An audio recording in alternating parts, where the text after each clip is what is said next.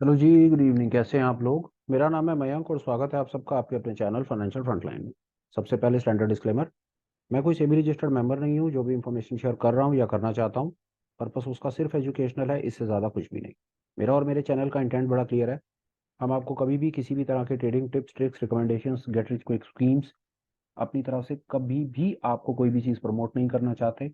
आपको अपनी तरफ से कभी भी कोई webinar, seminar, membership, subscription, courses, videos, किताबें, कोई थर्ड पार्टी प्रोडक्ट लिंक्स नहीं देना चाहते। हम समझते हैं सब चीज़ें मार्केट में अवेलेबल हैं। अपने रेशनल माइंड का यूज़ करें, गूगल पर सर्च करें, जिस चीज़ की आपको ज़रूरत हो मार्केट में जाएं, खुद खरीदें। ये चैनल सिर्फ एक ईमानदार कोशिश है मेरे उन भाइयों के लिए जो टेक्निकल एनालिसिस, चार्ट रीडिंग को छोटा मोटा सीखना चाहते हैं, अपने स्किल को डेवलप करना चाहते हैं, लॉसेस को कंट्रोल करना चाहते हैं, जीवन में आगे बढ़ना चाहते हैं, किसी भी कारण से कोर्सेज नहीं खरीद सकते या कोर्सेज खरीद खरीद करके थक चुके हैं, उनको उनके मतलब की चीज़ नहीं मिली है, लॉसेस कॉन्टिन्यूटी में देते चले जा रहे हैं।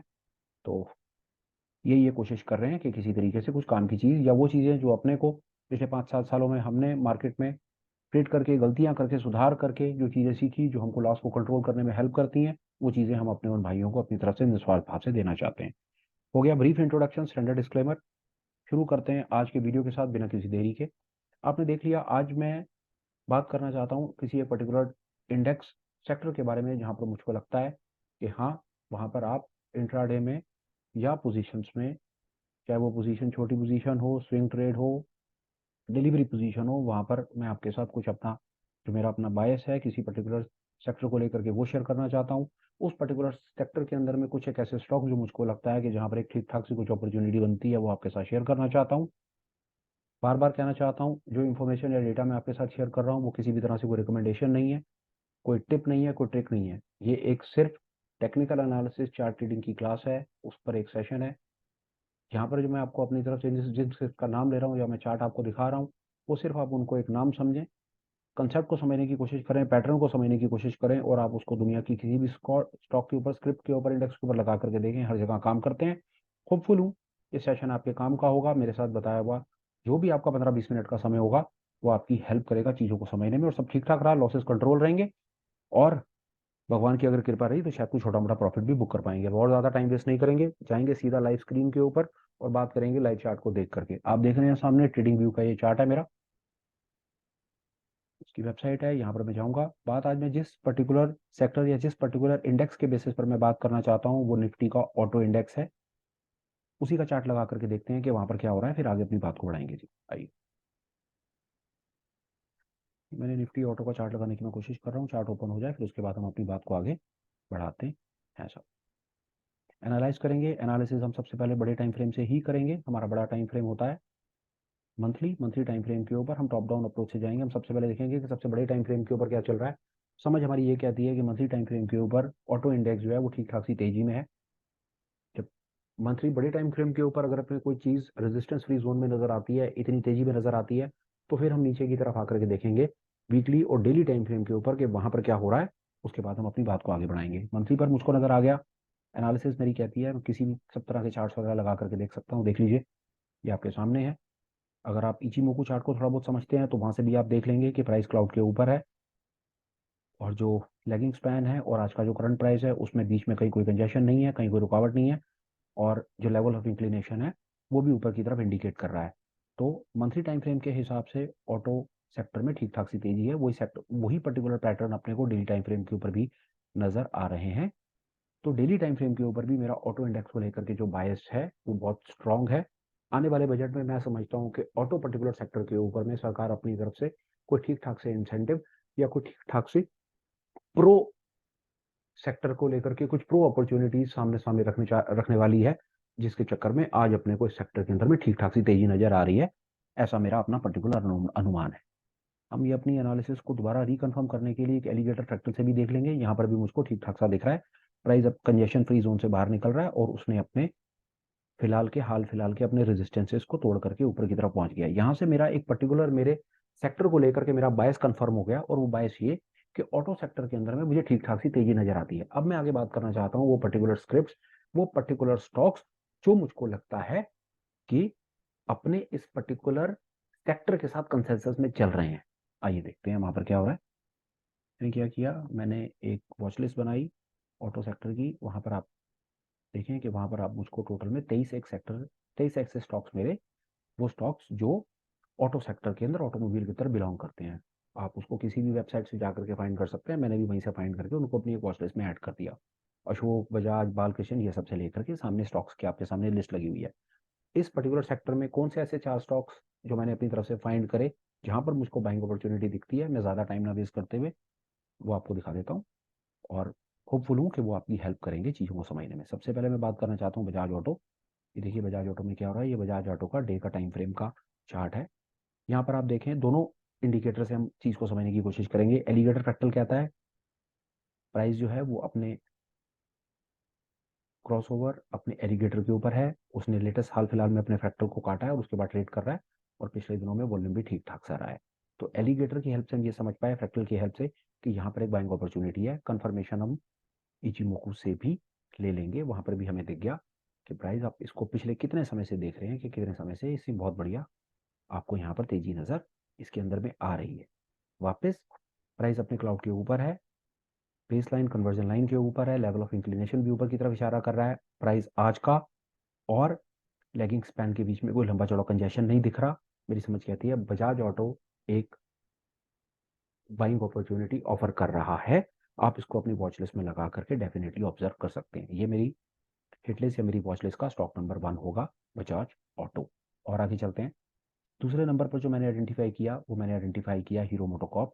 यहाँ पर मुझको थोड़ा सा लगता है कि प्राइस पिछले एक दिन पहले ही अपने एक हाई लगा करके थोड़ा सा नीचे आया है, मैंने ऊपर उसको मार्क कर दिया है।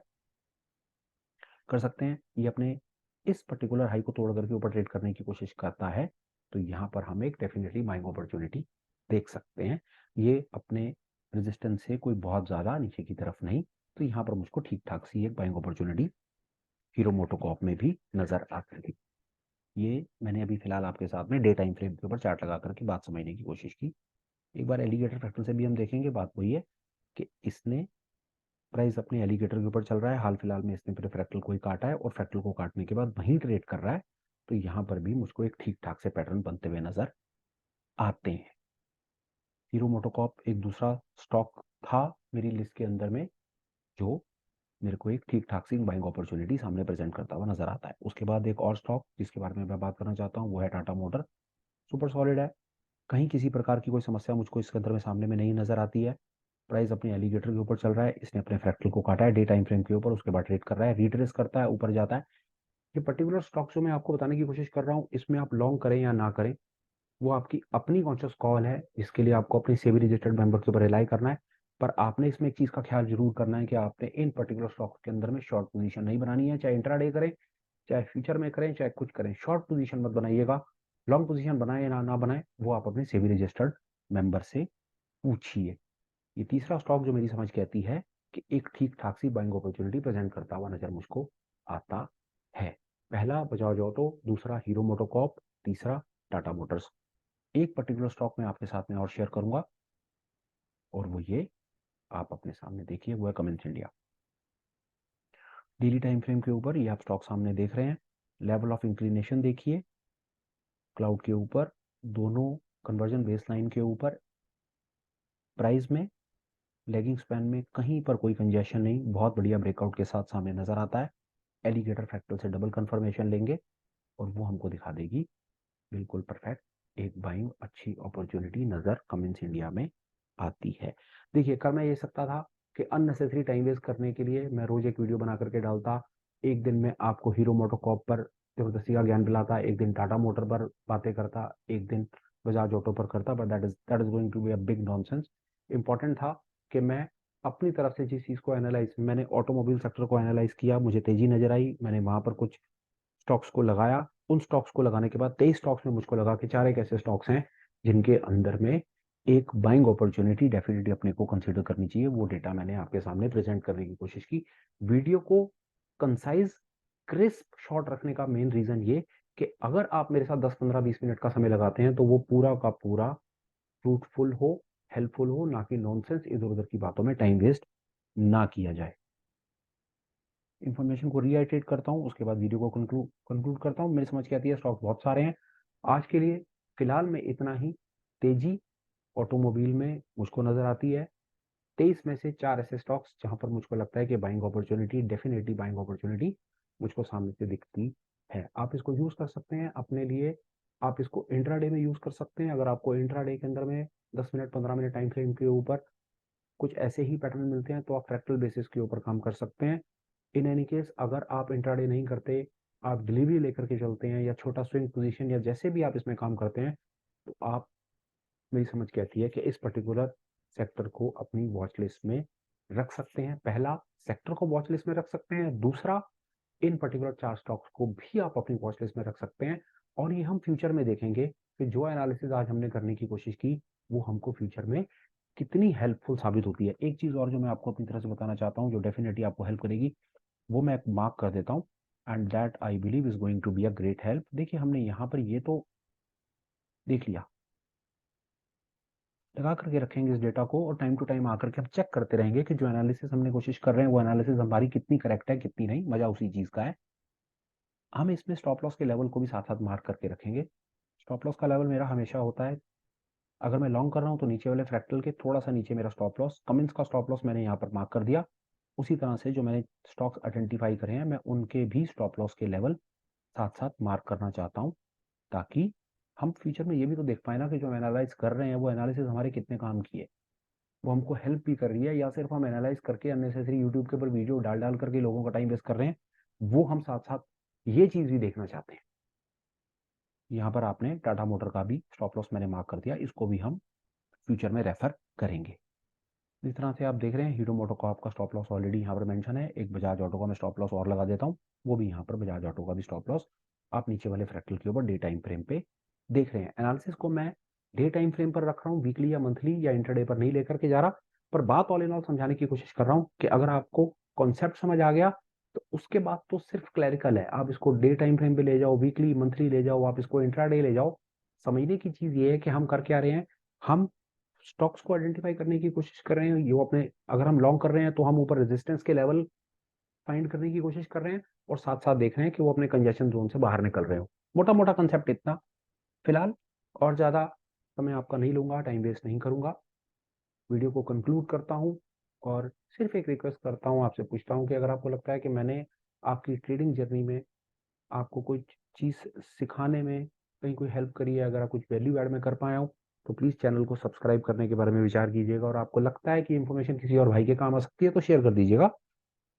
मीनवाइल आप अपना ख्याल रखें, फैमिली का, हेल्थ का, अपने पैसे का ख्याल रखें, पैसे को बचाएं क्योंकि पैसे में बहुत ताकत है। अगर पैसा बचा हुआ होगा आपके बहुत काम आएगा। और अगर आपका स्किल डेवलप होता है तो यही बचा हुआ पैसा आपको जीवन में बहुत बहुत बहुत बड़ा पैसा बना करके देगा। मेरी बात पर आप इस पे विचार भी कर सकते हैं और सब ठीक ठाक रहा तो शायद आप इसके ऊपर कभी विश्वास भी करेंगे। Meanwhile please take care, bye bye, have a great day ahead.